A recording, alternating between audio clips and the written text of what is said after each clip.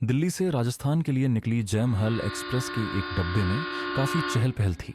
उस डब्बे में शादी के लिए बाराती जा रहे थे। सबके बीच हंसी मजाक चल रहा था।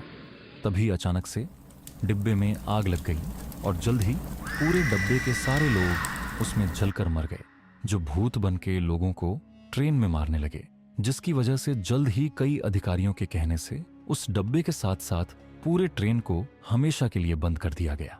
21 साल बाद शौर्य अपने दोस्तों से मिलने जाता है। 5 साल बीत चुके थे। उनको मिले हुए कॉलेज खत्म होने के बाद सभी अलग अलग शहरों में रहने लगे, लेकिन सभी ने मिलने का प्लान बनाया। जल्द ही सब अपने पुराने कॉलेज के पास मिले।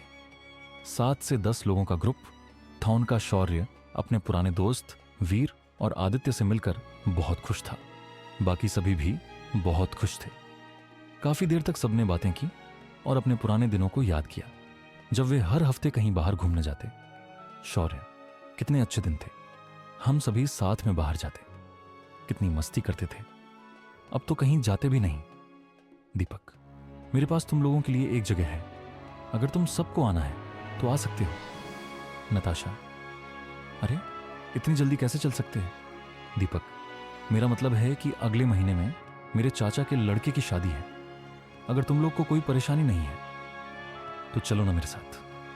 तुम लोग मेरे गांव कभी गए नहीं हो तो एक बार चल के देख तो लो, और मस्ती भी पहले की तरह हो जाएगी। सभी मान गए। शौर्य, वीर, दीपक, नताशा, राघव, दीपाली, पूर्वा, अभिनव सभी अगले महीने जाने के लिए उतावले थे। जल्द ही वह दिन आ गया जब उन सबको दीपक के गांव जाना था। सभी ने अपने अपने सामान पैक कर लिए थे। दीपक ने सभी को स्टेशन के पास बुलाया। उसने पहले से ही सभी के टिकट कर रखे थे। ट्रेन भी समय से आ गई, जिसमें सभी लोग चढ़ गए और अपने अपने सीट पर जाकर बैठ गए। सफर लंबा था, इसलिए सभी मस्ती मजाक करते हुए जा रहे थे। रात के समय उनकी ट्रेन पहुंचने वाली थी, इसलिए ट्रेन में इधर उधर की बात करते हुए सभी जा रहे थे।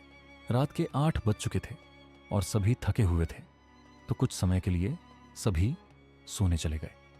नींद ऐसी लगी कि अपने स्टेशन के आने पर भी सभी सोते रह गए और ट्रेन आगे चली गई।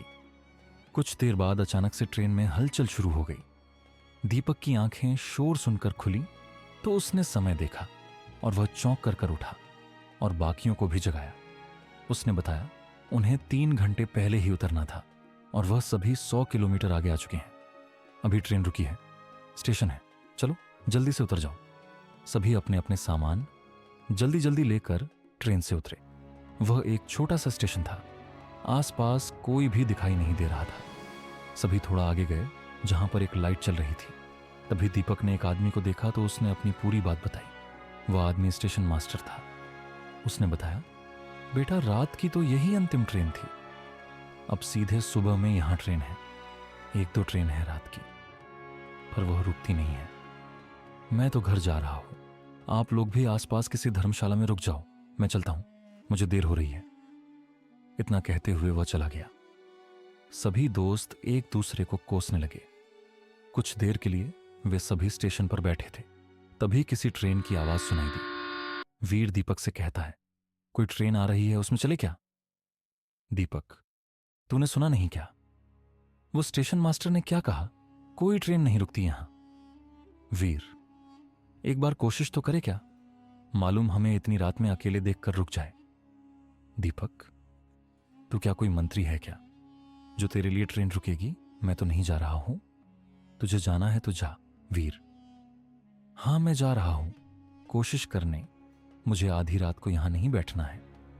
वीर प्लेटफॉर्म पर जाकर खड़ा हो जाता है और ट्रेन को देखने लगता है। जब ट्रेन पास आती है तो वीर अपने हाथ से रुकने का इशारा करने लगता है और आवाज लगाता है कि उसे मदद चाहिए, पर ट्रेन आगे जाने लगती है।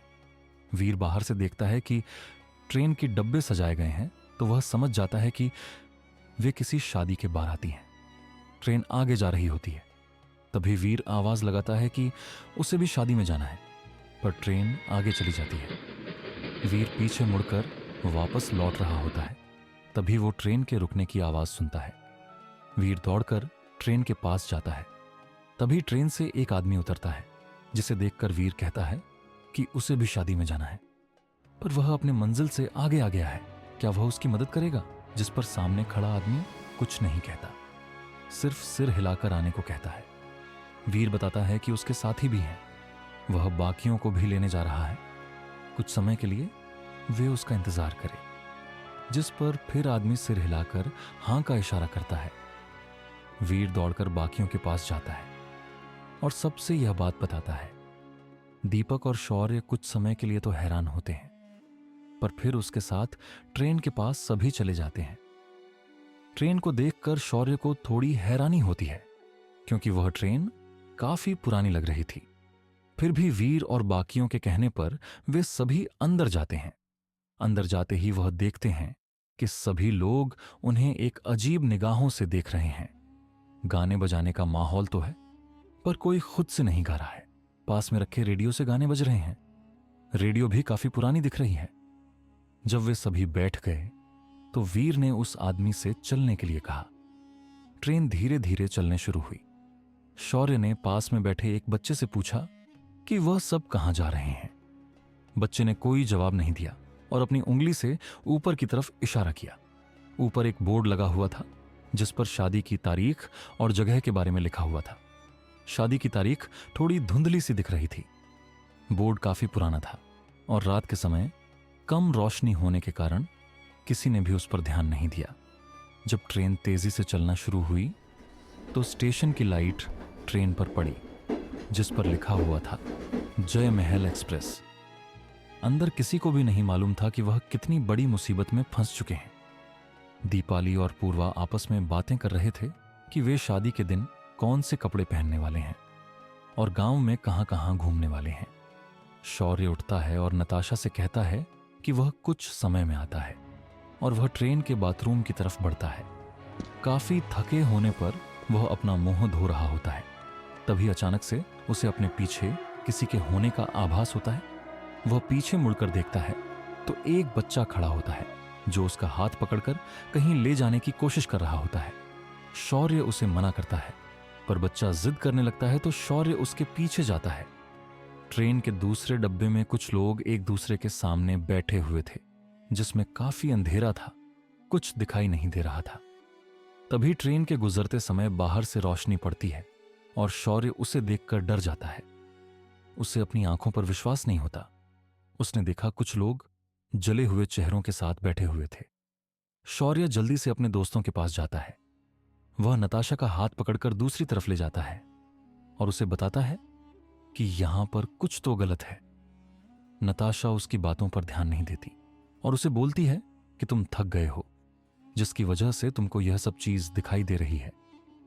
कुछ ही समय बाद हमारा स्टेशन आ जाएगा और हम उतर जाएंगे। तभी शौर्य और नताशा को अभिनव की चीज सुनाई देती है। वे दोनों उसी तरफ भाग कर जाते हैं तो देखते हैं कि ट्रेन के डब्बे में आग लग चुकी है और कोई भी अपने जगह से उठ नहीं रहा है। दीपक, पूर्वा, दीपाली सभी डरे हुए हैं और इधर उधर भाग रहे हैं। तभी दूसरे डब्बे में एक जोर का धमाका होता है और जितने भी लोग बैठे होते हैं सबके शरीर में आग लग जाती है। फिर भी वह सब अपनी जगह से नहीं उठते।